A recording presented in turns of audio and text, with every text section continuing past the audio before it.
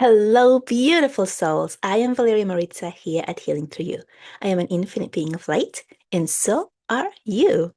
In this podcast, I love bringing all types of people who have different backgrounds that they have found themselves on how to help the body heal itself, whether it's through nutrition or breath work or any type of meditation or energy healing, all different types. And my purpose for doing this is so that you can look into something and find the one that resonates with you so that you can start going down that path of inquiring more about whatever resonates with you. As always, take what resonates with you, leave what doesn't. And whatever resonates with you, don't take it verbatim. We are way past this time where we are looking at someone who is above us, like the teacher, like the professor, like the doctor. And we are being asked to look within and feel within our bodies what it is that resonates with us. So when you do find something that resonates with you, take it, take the information, and then make it your own, right? So, as an example, breath work, love breath work. It's one of the things that really exploded my own awakening and my own connection to my own innate um, spiritual gifts. I don't know what else to call them. But I had to take that and use it towards me in a way that it worked for me. And what that means is like if you find someone who says, do this type of breath work this many times, this is for this is for that, try it. See if it works for you. And then make it your own. So allow your body to tell you what is enough for you, what is what you need more of, how you like to do it a little bit better so that it works for you. Because we're all different. We're all different. And that's the beauty of being here on this school earth is that we get to experience what we want in the way that we feel fits us best. So with that, if you find something that is really helping you in this podcast, please like, comment, and share with other people. Subscribe if you haven't already, because that is the only way that other people are going to find it.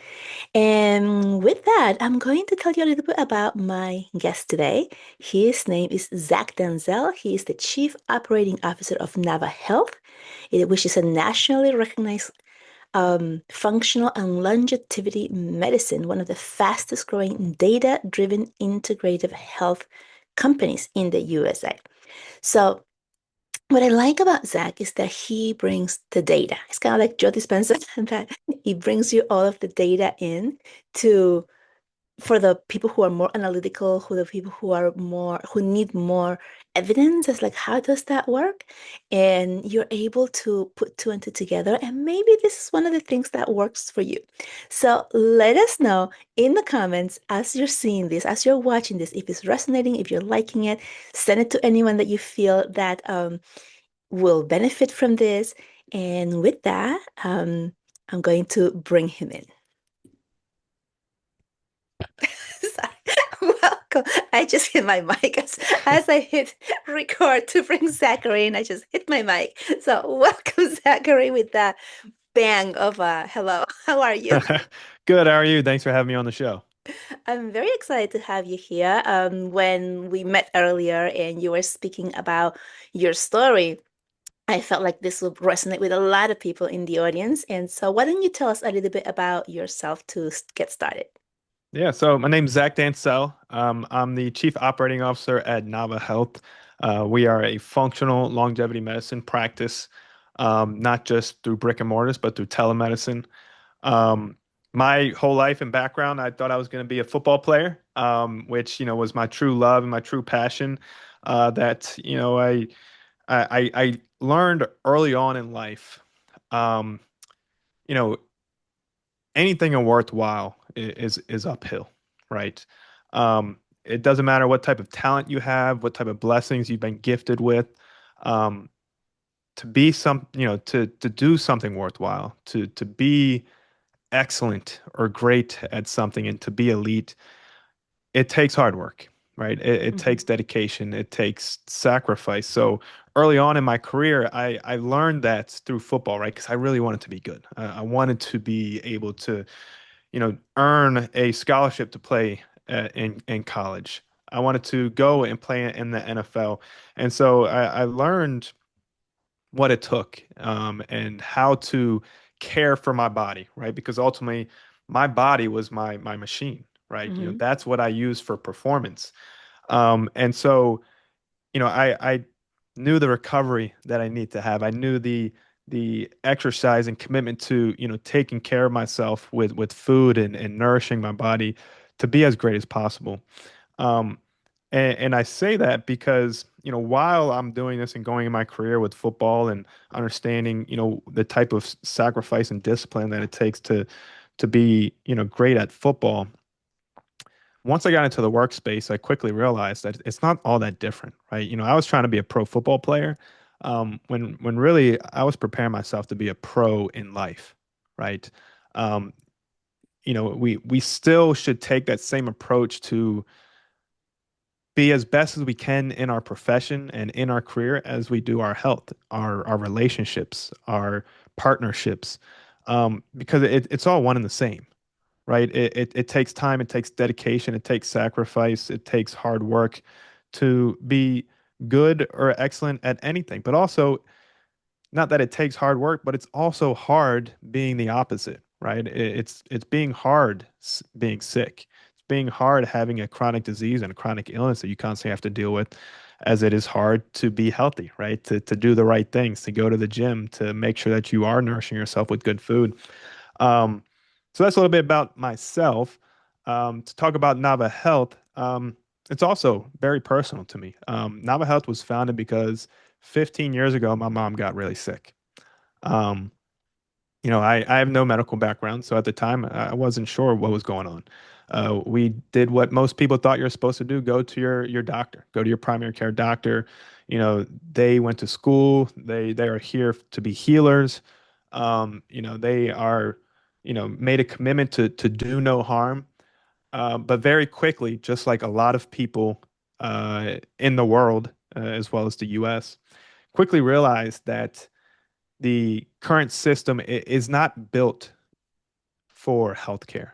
It is not built for, and when I say healthcare, it's not built for, I should say, optimal healthcare. It's not built for longevity. It's not built um, to heal.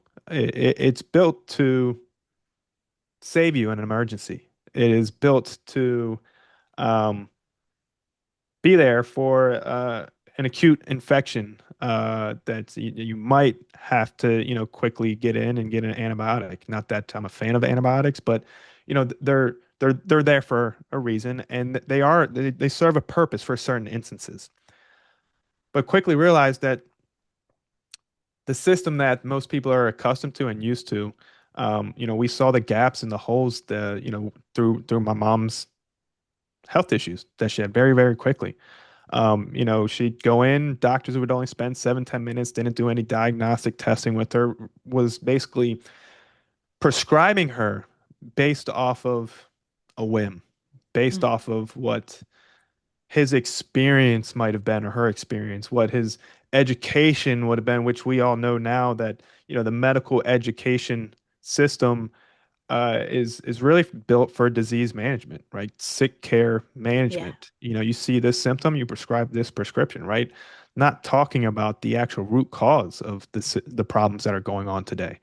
Not talking about the power of nutrition, right? Most medical school systems don't require doctors to take any nutrition classes.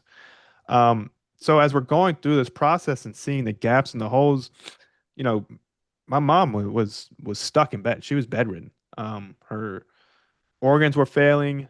Her immune system basically was shut off just because it was too overwhelmed with all the inflammation, all the stress, and all the pain that she was going through.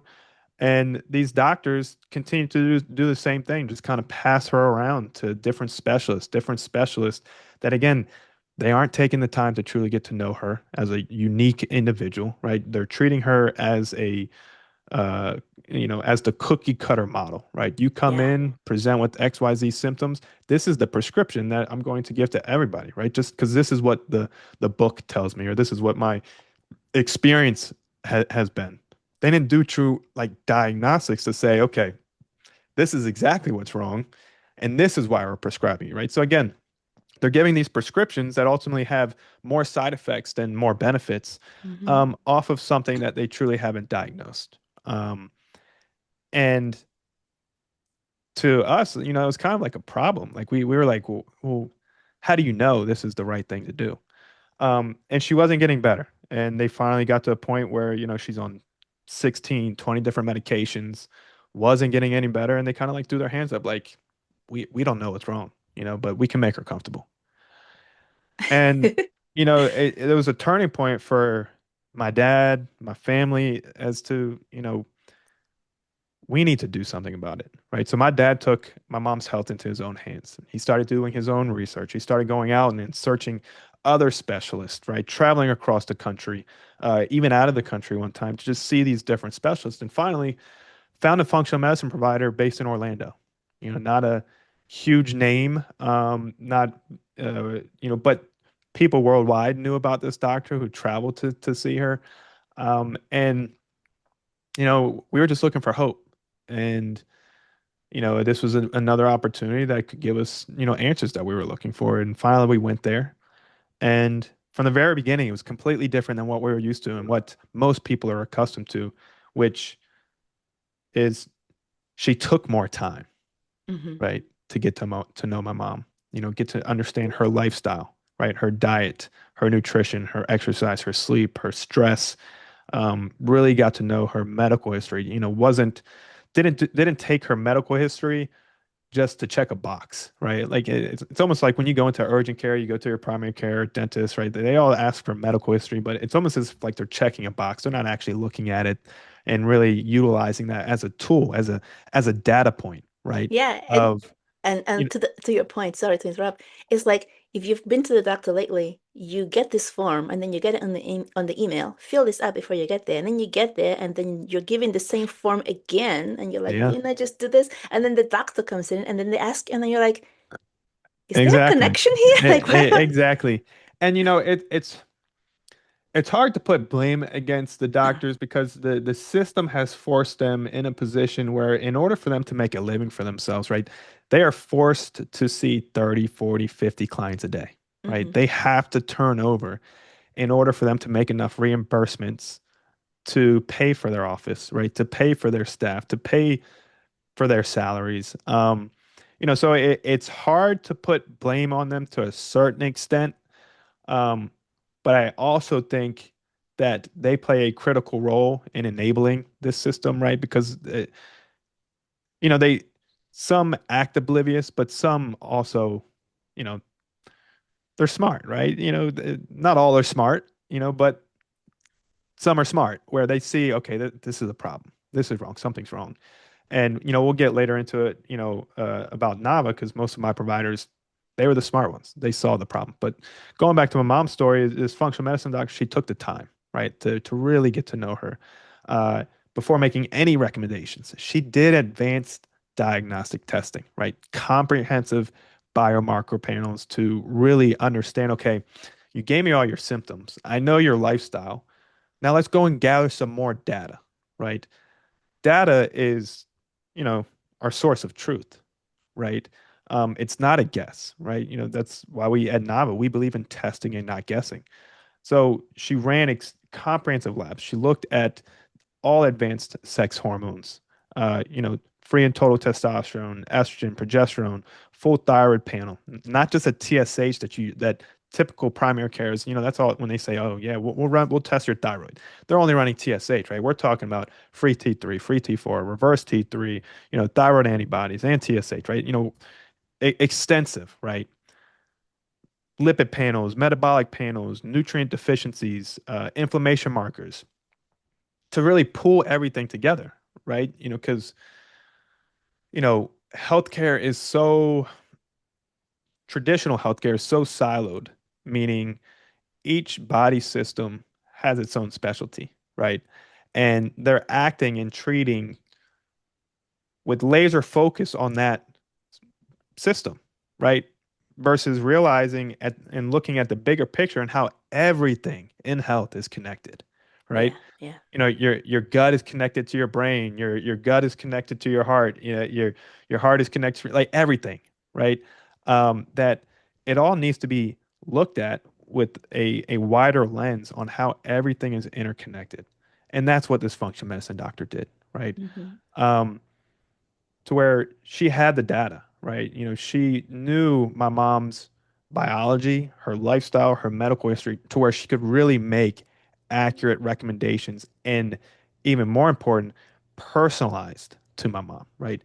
Not the cookie cutter model, but truly treated my mom as an N of one, right? A unique individual that, even though her markers, she's running the same markers as other people in her practice, it tells a very different story, right? Because of her lifestyle, because of her medical history, because of all those things. And so, based off those recommendations, where functional medicine doctors, they're going to the root cause, right? They're treating the root cause. And she started making implementations like, bioidentical hormone therapy, optimizing her thyroid, how she's managing stress throughout the day, doing IV therapy, hyperbaric, utilizing her labs to make recommendations on precision nutraceuticals, right? Not just throwing a multi, a super omega, and these other vitamins at her because it's just what everybody should be taking. Hmm. But she had the data to say, oh no, you are deficient in these B vitamins, right? Here's why we're going to optimize, because when your B vitamins are deficient, right, it play a huge role on your brain function, right? And so this doctor was the first doctor to say, I know what's wrong, right? Based off all the information that she's gathered. And slowly but surely, as my mom started implementing these protocols, right, wasn't prescriptions, wasn't the the big pharma industry that this doctor was relying on to help cure my mom. Slowly but surely, my mom got better and better and better. And luckily, today she is still here, right? She is not stuck in bed. She has the energy to watch my three little kids, which that's a lot. Yeah. My three little kids have so much energy. They're these amazing human beings. I love them to death. They have so much energy, and my mom is now here today, capable to watch them on her own. Whereas 15 years ago, there's no chance. We thought that it was the end. Um, and so it kind of just opened up our eyes to a whole new way of thinking, a whole new way of meaning of life. Um, that that's when my dad decided to go out and create a platform to help as many people as possible that were like my mom. Let me ask you a Because, question. yeah. How long was your mom ill before she found this doctor Hmm. and trying all the different medical, cookie cutter things? And then how long did it take her to get better with this doctor? Yeah. Um, so my mom was probably, she was showing signs, years and years before. I would say probably, uh, you know, 3 or 4 years before, right? Hmm. Her body started showing her signs, and that's one thing that I think is extremely important to realize is that, our bodies are the greatest creations ever invented, right? They are they're amazing. They can tell us when we need help, when we need to, do something about gut issues, bloating, fatigue, migraines. But we have to have the ability to listen to our bodies, right? Hmm. We've kind of lost touch these days and kind of brainwashed to think, oh, I'm getting older. This is just normal and natural Yeah. with aging, which, I want to make sure everybody is clear. It is not normal, right? Just because, traditional doctors have told you, oh, this is normal with aging, don't believe them because it is far from the truth. You should be living a optimal life. You should feel amazing. You should wake up every day invigorated with all this energy and just be excited to start your day. It shouldn't be a weight on you like, this is just me, right? This is just how it goes as I get older. Um, so that's one of the things that we constantly try to educate. Like you have to listen to yourself. You have to listen to your body. There are things that we can do to help and make you feel just as you were in your prime when you're in your teens and your 20s where you had all that energy. You didn't have pain, right? Mm-hmm. You were able to put on lean muscle mass and able to lose weight when you wanted to. Yep. Um, so started years before, I think, she ignored the signs because she felt like this was normal. This was part of aging. And then in terms of how long did it take for my mom to get better? I mean, it's a process, right? I want people to realize and understand that the decades of the wear and tear that we're putting in our body doesn't get fixed overnight, right? Think about it takes 10, 15, 20 years of a poor lifestyle, right? Think about the damage that it does, right? How quickly do you think how long do you think it takes to reverse that, right? It's not something that's overnight. There Mm-hmm. is no magic pill, right?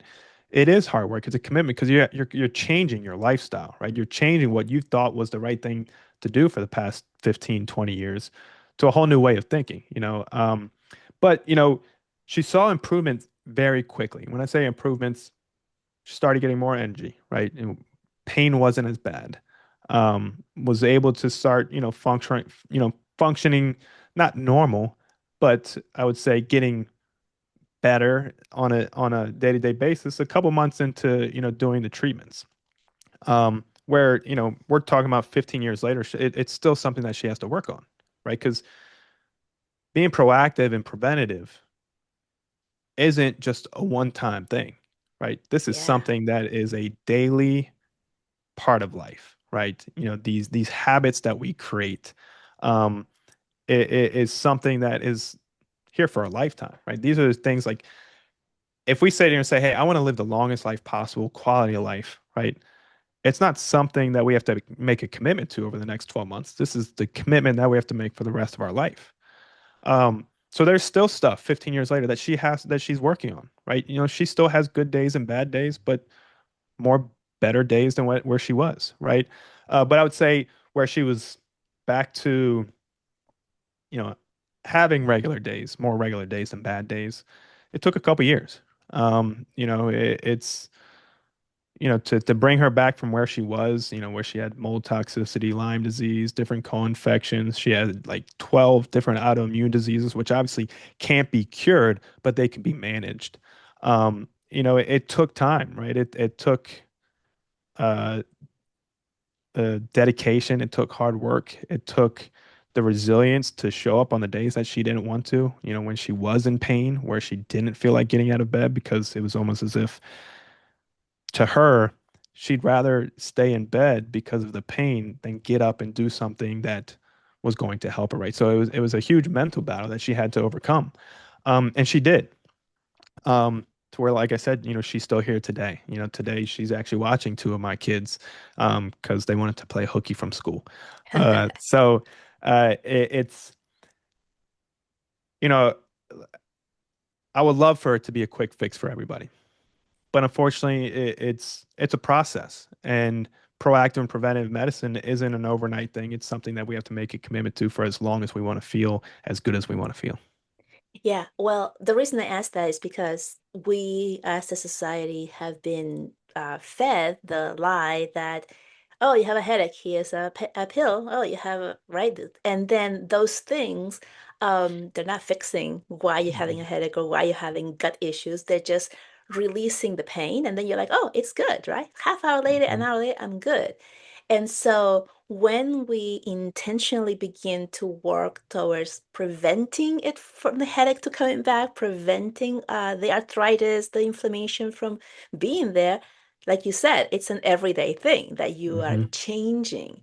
And I feel that there's a lot of resistance there for people who are so used to the instantaneous relief Mhm. and not thinking in the long term, right? Because if somebody who has headaches and is taking that pill, at some point, that's not going to work anymore. Yeah. No, I mean, look, anybody who's promising or saying that there's a quick fix, it's a bold-faced lie, right? It's sure it might help temporarily, right? Hmm. But to your point, it's not treating the root cause. It's not fixing the root of the actual issue. It's masking a symptom temporarily, but eventually it's going to come back with a vengeance, right? Hmm. Eventually that's going to stop working until you truly change the thought process of how you want to be proactive and preventative. Like, and I get it. Look, like the saying goes, it's hard to teach an old dog new tricks, right? We've been accustomed and ingrained to living a life in certain lifestyle for so long. Not really like treating food as medicine, not treating, you know, exercise as medicine, not treating sleep as medicine. All the core pillars, foundational, core pillars for a true lifestyle. You can do all the cool biohacks and longevity tricks that everyone's talking about that's on social media, but if your foundational pillars of your sleep, your diet, your exercise, how you manage stress aren't aligned with where you want to be in life, nothing matters, right? Nothing is going to fix that. Like you could get some temporary relief from those biohacks and longevity things, but they're not going to stick, right? Because at the foundation, it's broke, right? Your sleep, your diet, and exercise and stress management, that's your foundation. Try building a house on a broken foundation, it's all going to come down, right? It's Hmm. not going to be that sturdy house. So when that big bad wolf comes and blows it down, it's going to tip right over. Yeah, and that explains why all of these new things that are coming out, like the red light therapy, all those things that are good and they do help. When people try them for a while and then they're like, oh, it stopped working or it doesn't work for me. And now you know Mhm. why. Yeah. Yeah, It's, no, exactly. And look, I love things like that. hmm. Red light beds, hyperbaric, IV therapy, they're all great. But they're tools to me for me, how I consider them is that they're tools to help optimize. They are tools to help treat and cure, but you're not going to get as great as a benefit as you could from those without those foundational pillars. Yeah, yeah. I saw this I forgot the person's name. So sorry, trying to give credit here, but somebody was talking about cancer and they were saying we all have the cancer cells. Yeah. And no, I don't cure cancer. I just tell you what to do, what to eat, how to live your life so that they're not active, Yeah. but they're still there. No, And I mean then, that's exactly there's people, right? That how shocking is this? Everybody has cancer cells floating throughout their body, yeah. right? Everybody, whether you have been diagnosed with cancer or not, right? They are floating around, in our bodies. It's just a matter of not whether they're turned on or not, right? Hmm. How our epigenetics come into play, right? Our lifestyle, whether we're sending good signals to those cancer cells, whether we're feeding those cancer cells or we're starving them, right? Yeah.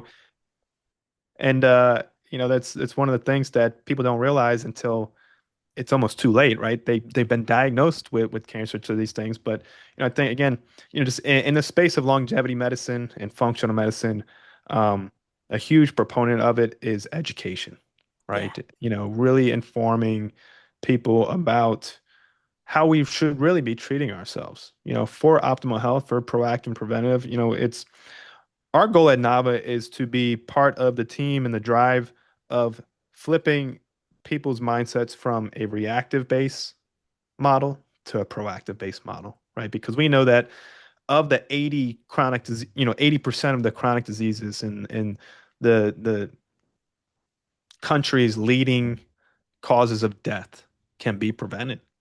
Yeah. You know, think about that.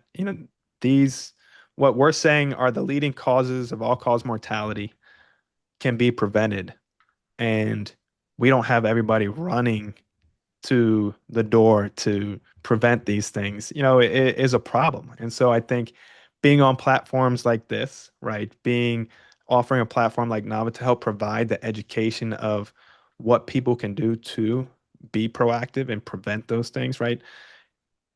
That's changing the whole trajectory of human society, right? To have the ability to have such a profound impact on helping extend the human lifespan, right? People are talking about living to 125, 150 these days, Hmm. right?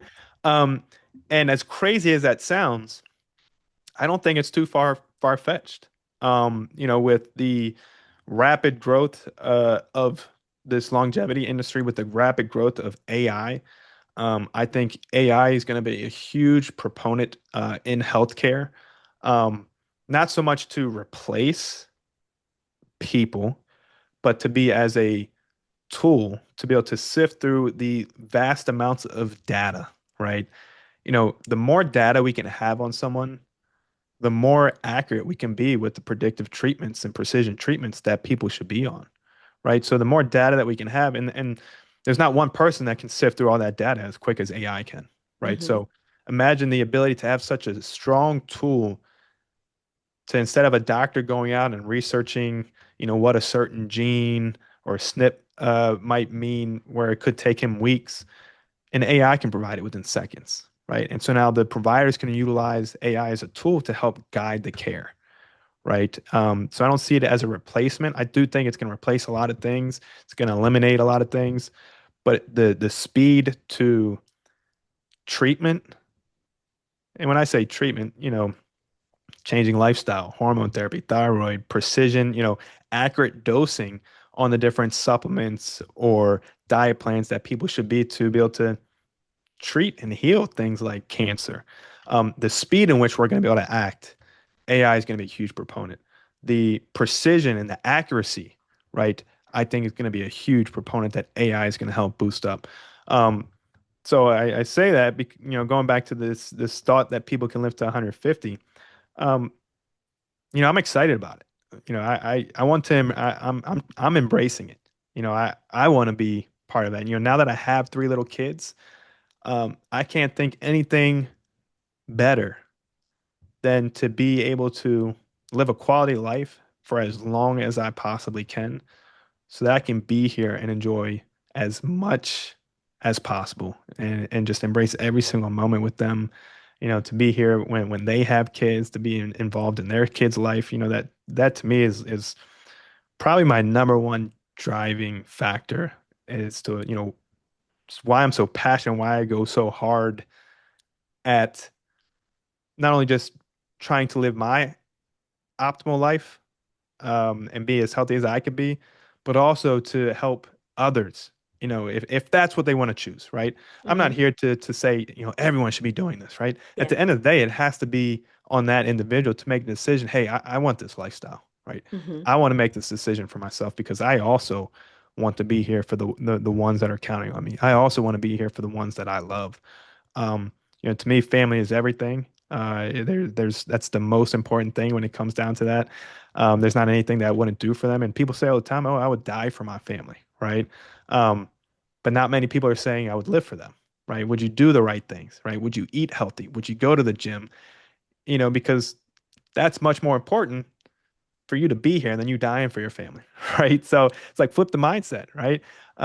It's a bold statement that you said you'd die for your family, but what's even bigger and bolder is saying that you would live for them and do those right things, and back your words with that. I love that. Yeah, and also like if we're going to live to 125 or 150, you don't want to be just on a bed, like Exactly. sick with pain. You want to be Yeah, doing the things that you're doing now or even more if you're not exactly. as healthy, right? Yeah. Also, when you are taking care of yourself, as you said, like going to the gym, eating the right things, you're showing your offspring. This is how you do it. This is how you keep yourself healthy, um, so you can live longer and be with us together. Oh, 100%. And it's, there's nothing more true than that, right? That your offspring are watching, right? Hmm. It's not so much what you say every day to them that they're really listening or they're grasping. The one thing that they will grasp to is the example that you set for them, right? The Hmm. standards that you're setting for them. I mean, I could tell you right now, like I wake up at 4:30 every day, weekday in, weekends, regardless, to go and work out before my family wakes up, right? That's the time that I get to have for myself. I get to take care of myself. So then later in the day, I get to spend time with them when they are awake, right? So I'm not going to the gym in the afternoon or evening. I'm not able to see them. But, I bring this up because my kids eventually wake up and they come down to the gym, right? And they see me working out. And it's gotten to the point where now when they wake up and they come down, now they're going pick up dumbbells and they're trying to do the same movements that I'm doing, right? And I didn't tell them that, right? I didn't say, hey, you should wake up and come down and work out with me, right? I mean, we're talking about my daughter's 6, my son's 4. Hmm. Um, they just took it upon themselves, right? They saw that I was doing it every day, that they're thinking, oh, if daddy's doing this, it must be important. I want to be like daddy, right? Let me go do it, right? So they come down, they do squats, they do push-ups, they do sit-ups. You know, they're trying to do different movements that I'm doing. Like they're like, "Daddy, is this the right way?" And I'm like, "Yeah, it's the right way." And even though it's not, it's I want to give them that, that positive reinforcement, like, "Hey, like you're doing something powerful, right? You're learning this at a very young, early age."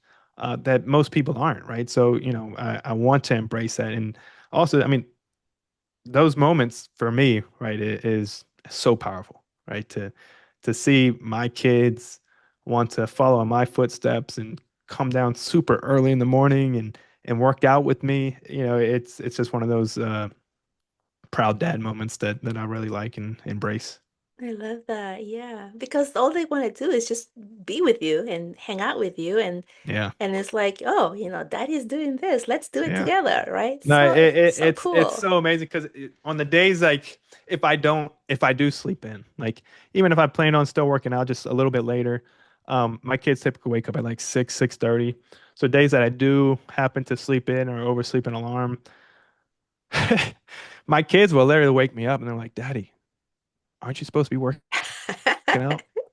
Right? So now they know, and now they're able to hold me accountable, right? Where it kind of just gives me more of that drive of, hey, like I have to do this every single day, right? I have to do as much as possible because they are watching, right? I am setting the example for them now, so that one day, whenever that day does come that I am not here, right? Like I've set the standard for them, Hmm. right? They have the example to follow, right? And they have that ability to go out and I want my kids to be better than what I am and better I'll be. But at least they have that standard to chase after and go after and eventually be better than I was. Yeah. And on that note, I wanted to just mention that it's never too late to get started, Hmm. right? Like, so Yeah, like, let's say you're watching this and you're like not taking care of yourself, but you're like really looking into like, okay, maybe I'll do this. Maybe I'll start taking care of myself better. It's never too late to be that example for your kids. yeah. No, they say the best time to plant a tree was 25 years ago. The next best time is today, Yeah, right? So I love that. there is no time greater than right now.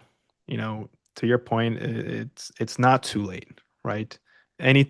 Something is better than nothing, right? Hmm. Don't if you look at some of the most successful people in the world, right? Where when I say success, like what they've been able to accomplish in life, a lot of them, started in their 50s, started things in their 60s, where they're now these very successful entrepreneurs, right? People don't get it right away, right? Life isn't built to just automatically be an instantaneous success and you to have all the answers, right? We have to go through the ups and the downs. We have to go through the failures to learn as from lessons and teachings of the things to do and not to do. But it makes us more resilient for that, right? So 100% agree. It's never too late. Um, Sooner is better than later. Yeah. So, how did you get? I mean, I know you talked about your mom and how she got ill and then she found this way out. What about that made you go into this? Like, I mean, what were you Yeah. doing before? Yeah. So like I said, I was playing football. Okay. I was still playing football when my mom got first got sick. Uh-huh. Um, got the opportunity to go, got invited to the Green Bay Packers rookie mini camp. Things didn't work out there, came back home and, I could have kept training, waiting for a call, or I could have went and played overseas, but I was ready to jump into the family business, which, obviously was a personal connection with my mom because we wanted NAVA, we created NAVA to basically help people like my mom and to help people get an actual answer that they're looking Hmm. for, to be able to Yeah. treat the root cause. And so we have four brick and mortar locations, and we're getting ready to expand to have more throughout the country. But we do telemedicine in 15 states right now. Eventually, we're going to be nationwide to be able to do telemedicine. But um, if, for us, to create a platform that can meet anybody where they're at in their health journey, right? Whether it's someone who's just interested in peptides or interested in optimizing their hormones, or someone who's dealing with chronic diseases or chronic illnesses like Lyme disease and co-infections and mold toxicity, any sort of like, you know, gut issues like IBS, IBD, right? Meeting them wherever they're at, right? If they're sick or if they're healthy, right? We can help them achieve their health goals through true precision personalized medicine, utilizing comprehensive diagnostics, right? Utilizing all the cool, amazing, um, some people call them biohacks, but the treatments that are entering the space, right? What's really cool about functional longevity medicine is that it's constantly evolving, Yeah. right? There's more and more data and more studies of the things that we can do better and the things that we can do to enhance our lifestyle. It's very different than traditional medicine. That's very static. It's been the same for decades and decades and hasn't really evolved. Um, so, our mission is to go out and help people live longer, healthier lives, right? Regardless of whether it's someone who's dealing with issues today or someone who just wants to live an optimal lifestyle, right? Who wants to focus on longevity, who wants to, do the right things the right way. And so that's what we're doing. That's the mission that we're on. We've seen over 60,000 clients over the past 12 years, and rapidly scaling. Yeah, I mean, as you're speaking, I'm feeling like I don't even go to my regular annual anymore because I'm like I just feel like what am I doing? I'm getting on a I know. scale. I know how much I weigh. I have one at home. They're measuring me like what did I shrink or something? They're doing the labs and it's just very, very minimal and it's like see you next year. And I feel like what just happened? Why did I come here? Like Yeah, no, I'm not it's it's funny you say that because you know, I've never been to a primary care doctor. uh-huh. Um, my last primary care visit was with my pediatrician, right? Um, because to me, right, like going to the primary care doctor to spend 7 minutes, to your point, weigh yourself, which you already do, to get a simple CBC, CMP ran, which isn't going to tell you much of anything, just for them to say, hey, everything looks normal. See you next year. Yeah. What's the Yeah, point of that? Why exactly. why am I going to waste money on that? Why am I going to, pay for insurance to cover that? Um, that's to me, that's not healthy living, right? Like that's not proactive, preventive. They play a role. Traditional medicine plays a role. They're there for an emergency. Yeah, you break a Um, bone. you break a bone, I'm going to the doctor. If I need to, if I tear my ACL, I'm going to the doctor.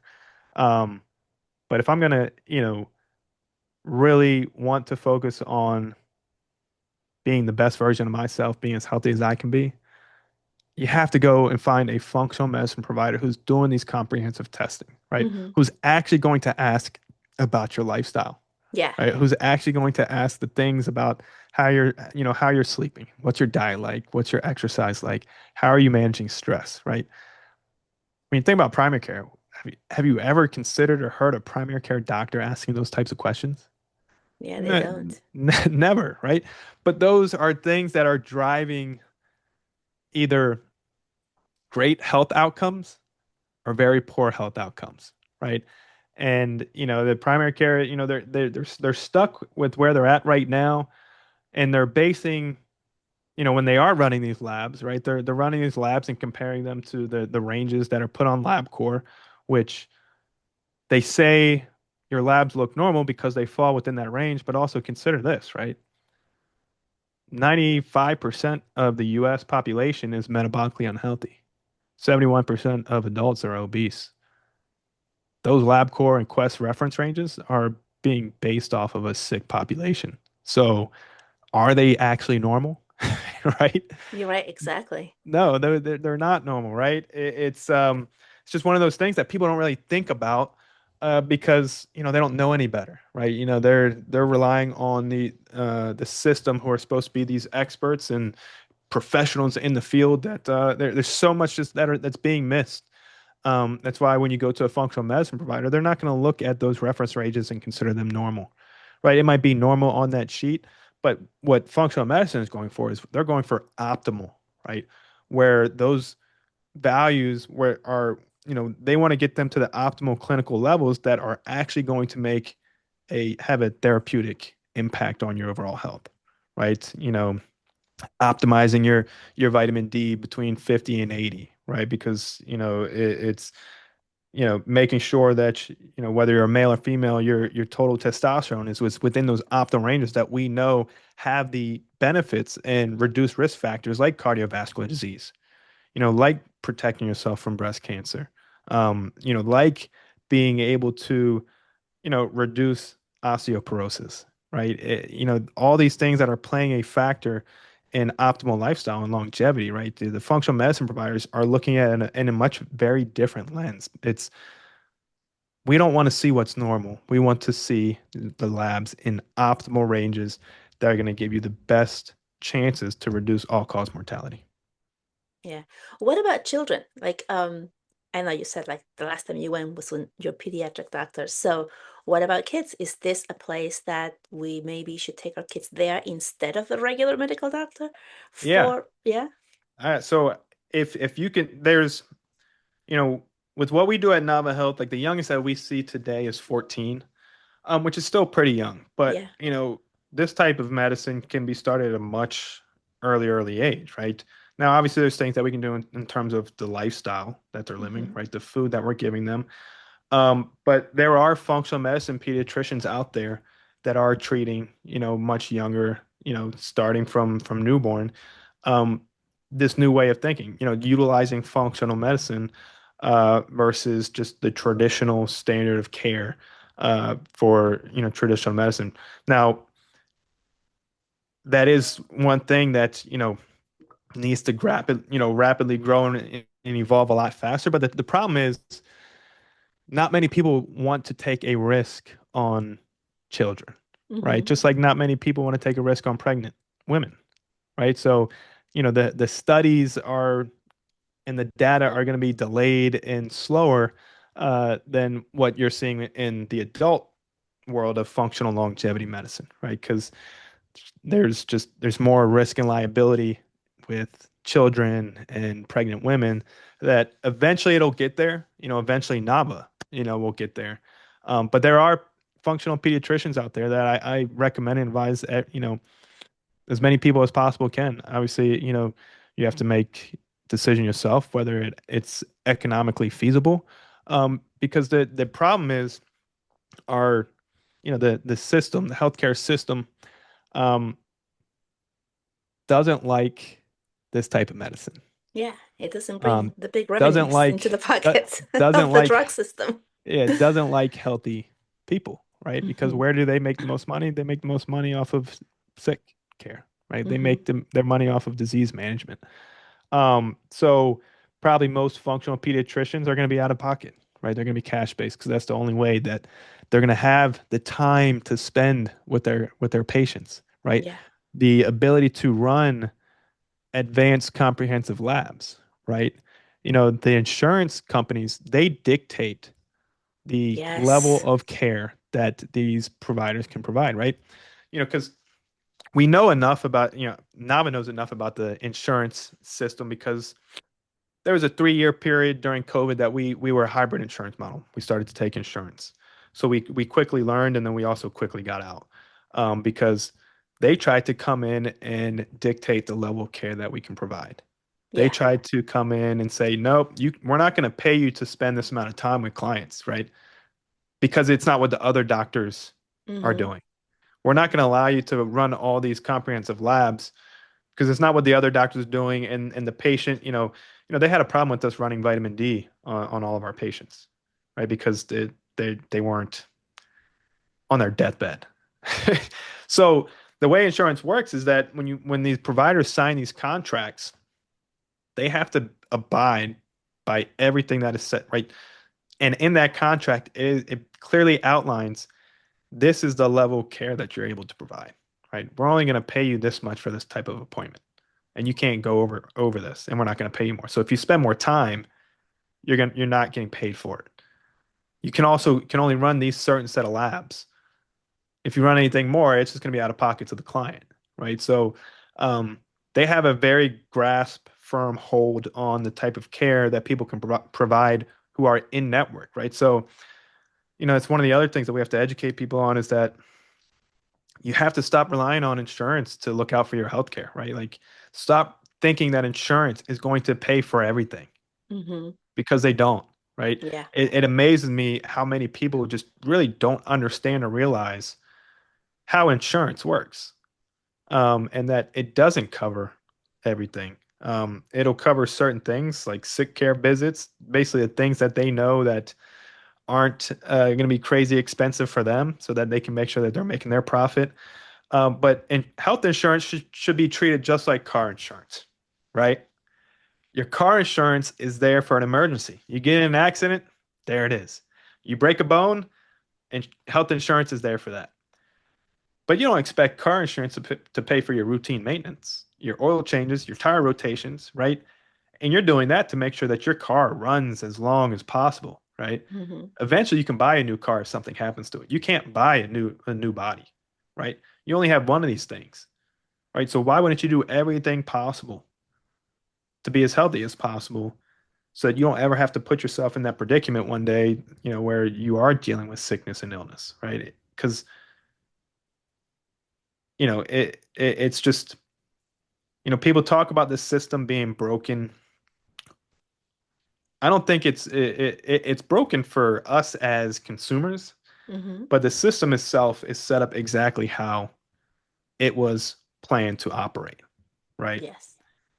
The system gets bigger and bigger every year. It drives more profit every year. Yet the United States is getting sicker and sicker every year, right? So it doesn't make sense. Insurance, big pharma, their profits are growing. The U.S. is getting sicker. The U.S. is spending more and more each year on chronic diseases. So that's how the system was set up, right? It gets the results exactly the way that it wants to, right? That's how they are able to drive more and more profits every year. So, I like to talk about that to help people kind of reshift their mindset of viewing health insurance like car insurance. It's there for emergencies. It's not there for my long-term health. Yeah. Yeah.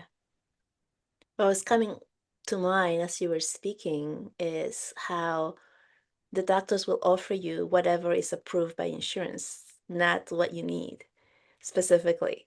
And I just had this with my son because he went to the ophthalmologist and then they offer him this new type of contact that you wear overnight.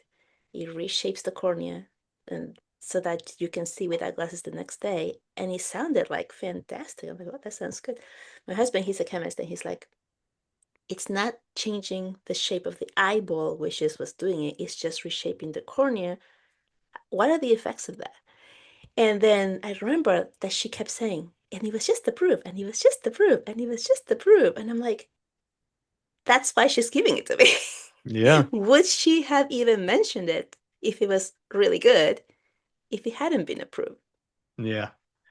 No, Do you it would be a totally different story if providers were doing truly what the best option was for health outcomes versus Yeah. relying on making decisions based off of what insurance will cover, right? Because say the best thing is something for a client that they're going to have to be a cash pay client for, right? Mm-hmm. Mm-hmm. Doctors should feel no guilt or shame Yeah. in making that recommendation because that's what they're there for. They're supposed to be there to help protect us and help us be as healthy as possible, right? Mm-hmm. So if something is a cash pay service that is ultimately going to give a better result than just what's covered, right? Then that's what we should be making the decision off of. But unfortunately, in a lot of instances, it's not, right? Because um, they're trying to go by the book. They're trying to go by, and again, it's not all of the provider's fault Mm-hmm. because insurance companies, they have these contracts. They're setting the standard of care. If you don't follow the standard of care, they're going to threaten doctors, hey, we're just going to take the contract away from you. right? And Yeah. you can just be out of network completely. So it's like this tug of war back and forth of, you know, who should we really put, the responsibility on? And I think it falls somewhere in between. Yeah.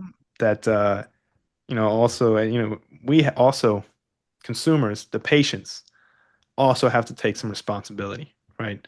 We For have to sure. be the ones in control of our health, right? We have to be the CEO of our own health. Yeah, no We one have else to is gonna be, do it for you. no one else is going to do it for you, right? There is no magic pills. There Hmm. is no overnight success with health. It is a long, dedicated journey for health. And we have to be the one to go to the gym. We have Yeah. to be the one to say no to fast food and say yes to whole foods, right? We have to be the one to wake up in the morning a little bit extra early to, you know, meditate, journal, do something to relieve the stress and stress management, right? Because again, no one's coming to do that for you. No one's going to love you more than you need to love yourself in order to have this healthy lifestyle that you say that you want, right? So you have to take charge of it. And, you know, I think that's where, again, my athlete background mindset comes in in a, where I was in control of my full destiny, right? If I wanted to get a certain result, I knew the work that had to go into it to do that, right? And I had to take control of that. It wasn't going to be my coaches. It wasn't going to be my teammates. At the end of the day, it had to be my butt in the gym. It had to be my butt on the field or in the recovery room, right? And that was the only way that I was going to be able to accomplish the things that I wanted to accomplish on the field. And that's the same thing that I take over in life, right? If I want to be who I say I'm going to be, right? An amazing dad, a great friend, a successful entrepreneur, right? I have to do all that work myself, right? Hmm. And no one else is going to come and do it for me. And so people need to also take that approach to their health, right? Again, no one is coming to do it for you. It's just it doesn't work that way. As much as I wish someone could lift the weights for me. I wish someone could go run miles on the track for me and my body get in shape for that, but unfortunately it doesn't work that way. I love what you said that no one's going to love you more than yourself when you do these things for you. Because especially for empaths or mothers who are always the givers, right? Like Mm, they go first. I do everything for them. Like mothers now have like so many kids that each one has their own thing that they have to go and they're driving everywhere, right? I'm not saying dads don't do it because obviously they do as well, but like the majority right now, it's the female. And they're taking them places and then they have no time for themselves. And then mhm, there's this guilt that comes up of like, oh, I don't have time. I need to take care of all of them. Yet you're depleting yourself. And what you mhm, said here, no one's going to love you more than yourself taking this, what did you say? Accountability for yourself mhm. that you're going to do it. You're going to do this for you so that you can be the best Exactly. parent. Exactly. I think, I got to give credit to women because I think, and especially mothers, because I think the hardest job in the world is being a mother, right? The transformation that women have to go through to give birth, to have kids and care and um, just to see that transformation is, you know, uh, for me and seeing my wife do it was just transformational to say like, wow, like what an amazing human being, right? And to see her care and love for my kids the way that she does, it makes me fall in love with her more and more every single day. But at the same time, to your point where like you guys have this natural tendency to be these caregivers, right? These nurturers, wanting to take care of them before you take care of yourself, right? I often have to talk to, her, or I like using the analogy about when you're on an airplane, right? And Hmm. and the flight attendant Yeah. says, when the oxygen mask falls down, put yours on first before you put your kids on, right? Hmm. Why? Right? Because if we lose altitude and you don't have oxygen, you pass out, right? Then you and the kids are in trouble, right? So think of that as a mother and taking care of yourself, right? Loving yourself, right?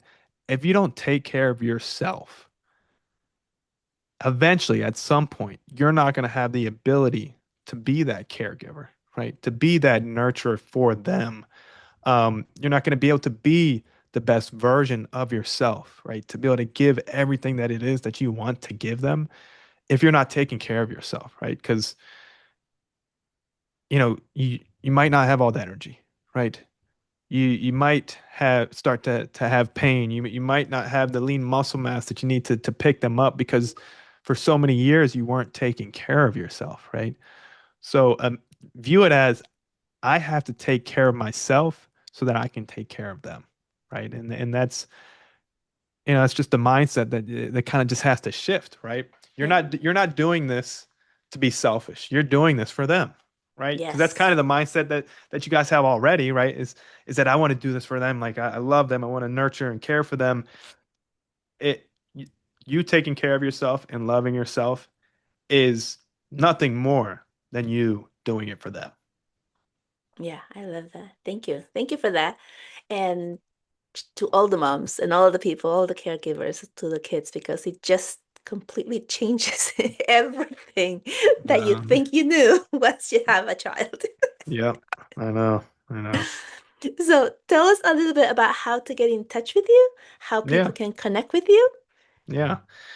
So you could, if you want to get in touch with NAVA, just learn more about what we do and see if we're servicing your state today, just go to navacenter.com.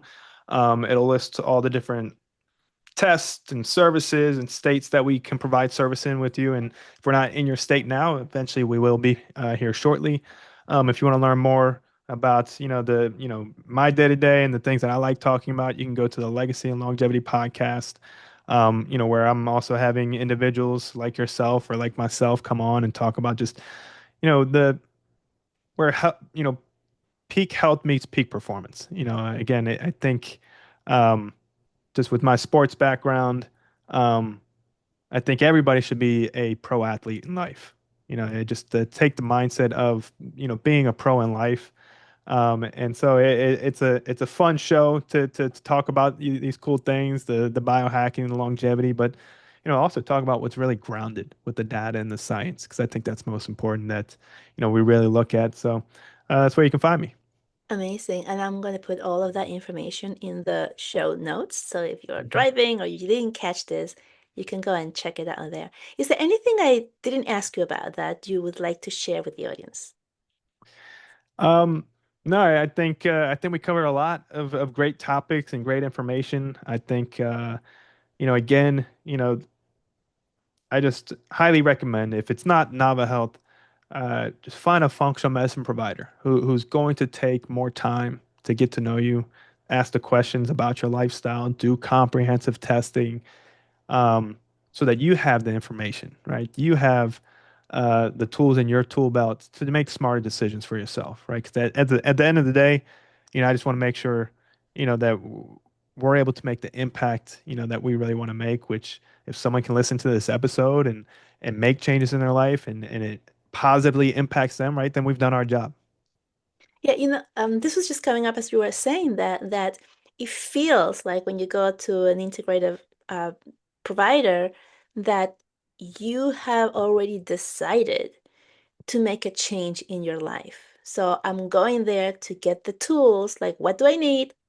How do you fix, whatever symptoms I have? How do you help me fix them, I should say, versus going to the regular annual, which feels to me kind of like a pass. Everything was good. Let me just go back of doing my regular thing and not changing anything. Yeah. No, it's definitely that way. I'm not ever going to tell anybody don't go to primary care, but I can tell you for myself, I think it's a waste of time. Yeah, I haven't. I personally have not gone Yeah, since because before COVID. if you're with a good integrative functional medicine doctor, they'll also tell you when to go see your primary, Yes, I love right? that. Right. Yes. So, they also, to they can do all of the testing. They can do all the amazing longevity treatments and biohacks and different things that you can do to um, upgrade your lifestyle. But they're also, at the end of the day, they are medical professionals. They do have a medical degree, right?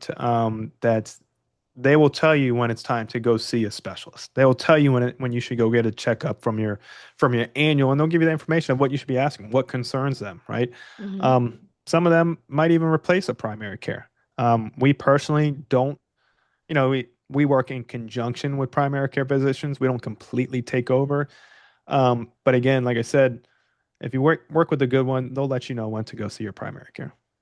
I love that this came up in the conversation as well because it Yeah. feels very important for people Yeah. to know. Yeah.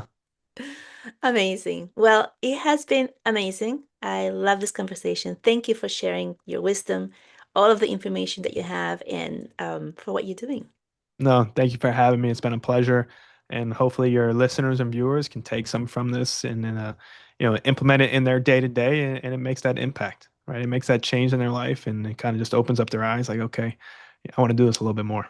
Yeah, and if you catch this and you're still here listening till the end, then that's a sign that, this is probably resonating with you, and maybe this is a sign for you to go deeper into this way or like searching more information about how to make changes in your own lifestyle, in your health. And if you found this interesting and helpful for you, please like, subscribe, leave us a comment. What did you like about it? What resonated with you? And share with anyone that you feel will benefit from this. And with that, thank you so much, and I will see you next time. Bye bye.